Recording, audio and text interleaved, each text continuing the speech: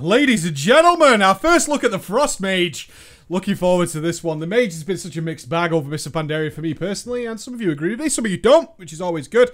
Take a look at your spells. You can see how the class looks after its ability pruning. No major changes were made recently that we need to care about. Now, looking at my notes, and again, before we get into it, I always remind you guys that this is alpha, and therefore the damage numbers and comparisons should be taken with a pinch of salt. The balancing isn't done yet, as always. So, looking at my notes here, very positive.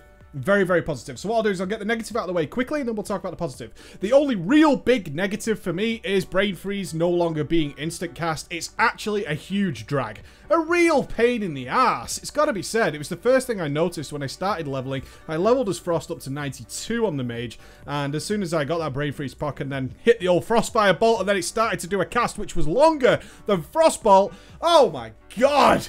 Oh, it was horrible. I was like, no, why? There was something so inevitably cool about firing off that instant cast Frostfire Bolt along with some Ice Lances and all that kind of stuff. It was kind of this turret mode of the Mage. I understand it's something to do with removing instant casts away from the game and, of course, rebalancing towards PvP.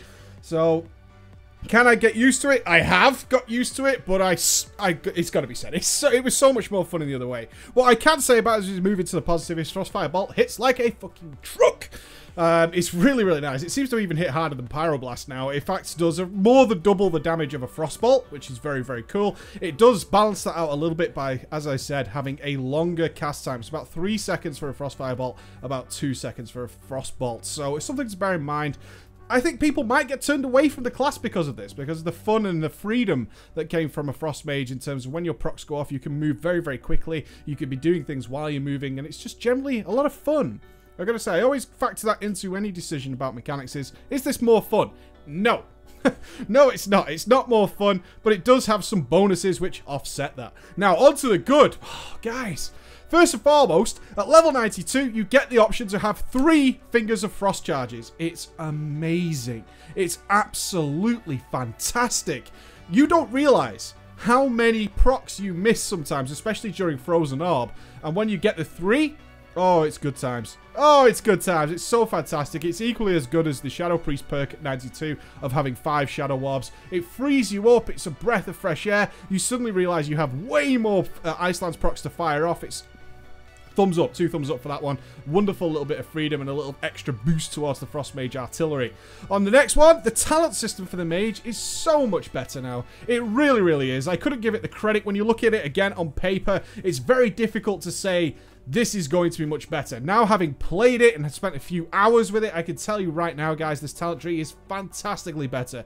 Not only is it really designed around the idea of how does this fight work? What do you want to happen here? Do you need a Frozen Orb to drop the fucking hammer whenever we go into mad AoE? Do you want the big cooldown in the mirror images, which actually does a significant amount of damage? Do you want things like Unstable Magic? I'm still 50-50 on Unstable Magic. This is the talent that ramps up. You can see in the top corner, you'll see a number going between 1 and 5, and that is just a spell power increase. It's uncontrollable. It'll do it all completely on its own. It's just a nice passive sort of curve of going more powerful, then weaker, more powerful, then weaker.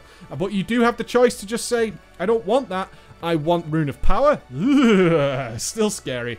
Or do you want to have complete control over what you want to do? Absolutely adore the new talent system. I think it's fantastic. Trading the bomb. Frost Bomb is a little bit iffy. I haven't got any footage of the Frost Bomb to show you. I'll be sure to do that next time we look at the Mage. But Frost Bomb is, it's okay. It's not the way it used to work, which is a little bit sad. It's not comparative to how Frost Bomb is on live, so I'll be looking at that for you. I found it far weaker than the other choices in the line. But the talent tree so far is the best change I've seen for the Mage. The level 92 perk for the Frost Mage is absolutely adorable. I really appreciate it. It allowed me to pull off some real crazy moments. It's always nice when you chain Ice Lances into a mob and see all those big crits coming out. But when you have that extra charge, you don't realize how many you waste. I never really realized how many I lost sometimes, even while spamming the button. After you fire off a Frozen Orb, obviously most people are spamming the Ice Lance button to make use of all those procs. You really don't realize how many you actually lose until you have the option of having 3 proc charges saved on your character. So far looking very, very cool for the Frost Mage. We'll keep an eye on it. Alright guys, see you later. Bye.